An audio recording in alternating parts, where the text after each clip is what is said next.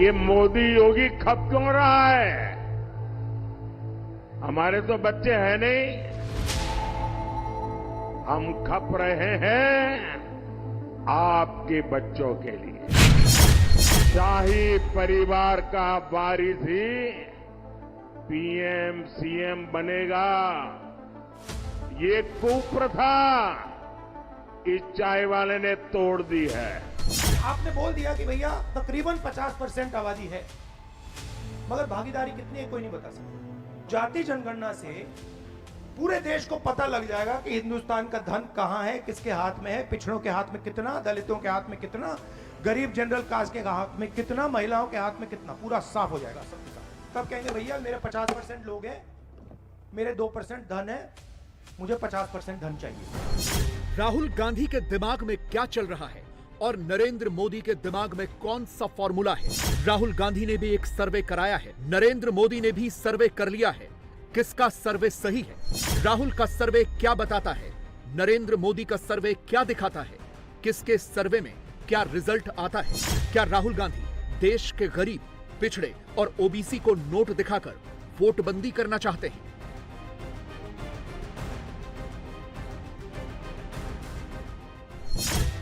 एक 190 सीटों पर वोटिंग हो गई, 353 सीटों पर वोटिंग बाकी है।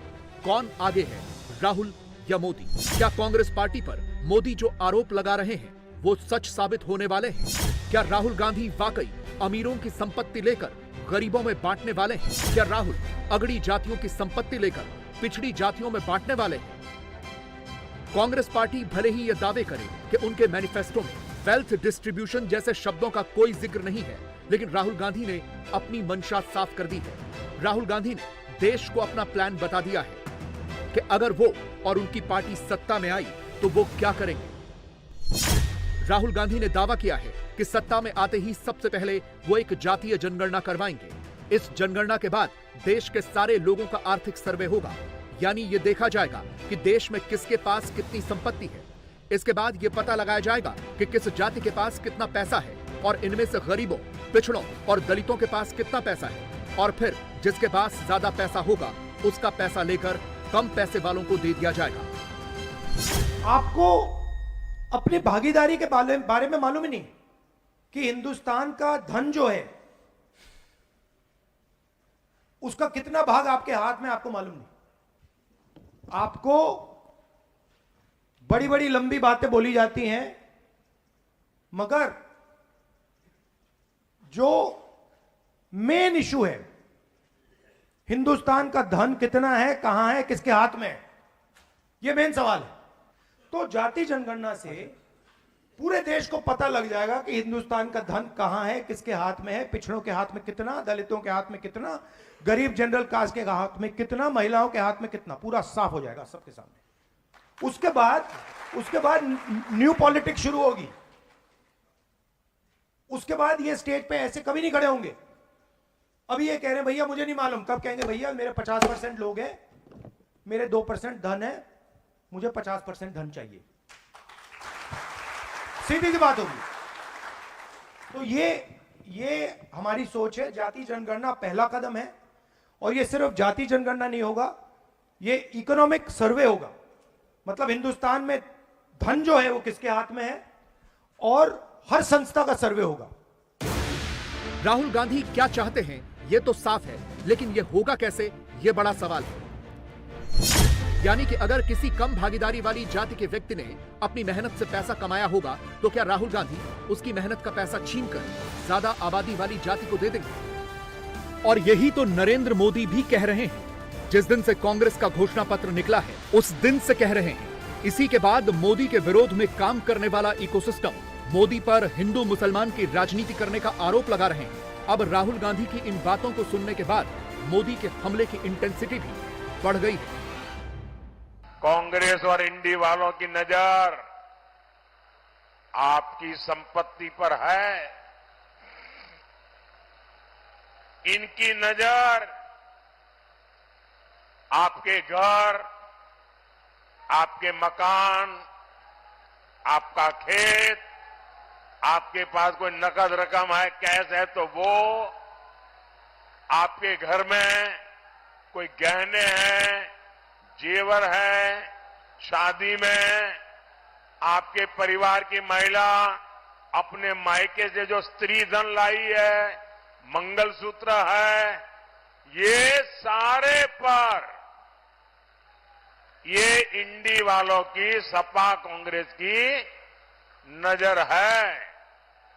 और वो खुलेआम कहते हैं कि आपके पास जो है उसका एक्सरे निकालेंगे, एक्सरे।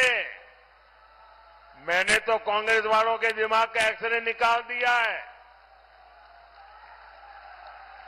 वे आपका एक्सरे निकालेंगे और आपके पास जो अतिरिक्त संपत्ति है उसको वो लूट लेंगे और कहते हैं कि ये संपत्ति लेकर के हम उसको बांटेंगे। किसको बांटेंगे? मनमोहन सिंह जी जब प्रधानमंत्री थे तब उन्होंने कहा था कि हमारे देश की संपत्ति पर पहला अधिकार मुसलमानों का है। ये डॉक्टर मनमोहन सिंह जी कह के गए हैं। मतलब ये जो आपसे ले लेंगे, जिनका पहला अधिकार है वो अपनी वोट बैंक को दे देंगे। मुझे बताइए, क्या आपके पूर्वजों ने जमा की आपकी संपत्ति क्या सरकार को छीनने देंगे क्या? जरा पूरी ताकत से बताओ, छीनने देंगे क्या? क्या माताओं बहनों का मंगलसूत्र छीनने देंगे क्या? क्या माताओं बहनों के जवेरात छीनने देंगे क्या? क्या आपके खेत के टुकड़े होने देंगे क्या?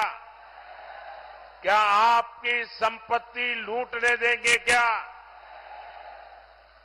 भाइयों बहनों, मोदी दीवार बन के खड़ा है।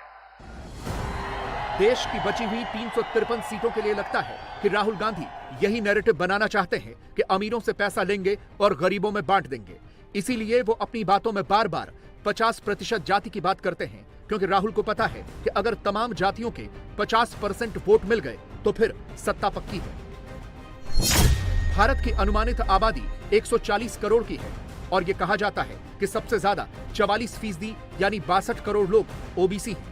इसके अलावा सामान्य वर्ग यानी जनरल कैटेगरी के 24% यानी करीब 35 करोड़ लोग हैं, जबकि एससी यानी अनुसूचित जाति के 23% यानी 33 करोड़ और एसटी यानी अनुसूचित जनजाति के 9% यानी 12 करोड़ लोग होते हैं।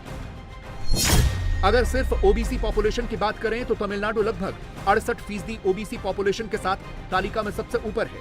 इसके बाद 64% के साथ बिहार का नंबर है, यूपी में 51%, राजस्थान में 46 और मध्य प्रदेश में 42% ओबीसी हैं। इसीलिए राहुल गांधी बार बार ओबीसी या पिछड़ों की बात करते हैं।